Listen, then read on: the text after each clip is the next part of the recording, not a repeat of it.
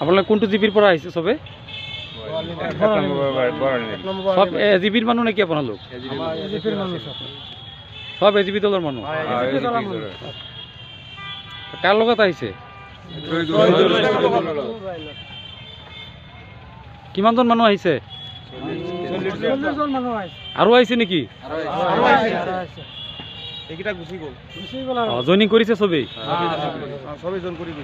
আচ্ছা, আপোনালোকে মানে এইবাৰ কংগ্ৰেছৰ পাৰ্টিৰ কাৰণে এবাৰ কংগ্ৰেসত খেলিম।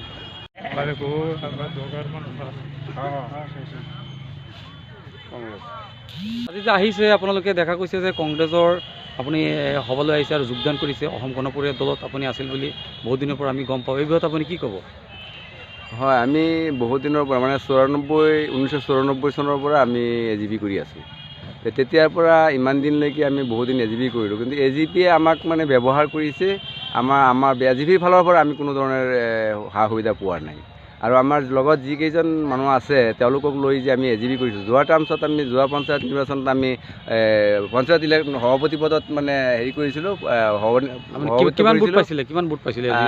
887টা ভোট পাইছিলোঁ। 887টা ভোট। আজি যে জইন কৰিছে কিমানজন মানুহ আপুনি আনিছিলে? 40জনৰ ওপৰত আছে আজি। আৰু আছে নেকি? আৰু আছে, আৰু মানুহ আছে।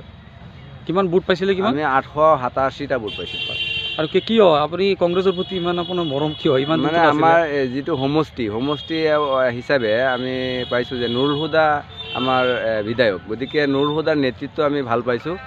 তেওঁৰ মানে কথা বতৰাবিলাক আমাৰ তাত ভাল লাগিছে। আমি সেই হিচাপে আমি নুৰুল হুদাৰ লগত থাকি পেলাই আমি কংগ্ৰেছ দল কৰিলে আমাৰ ভালহে হ'ব, বেয়া নহয়।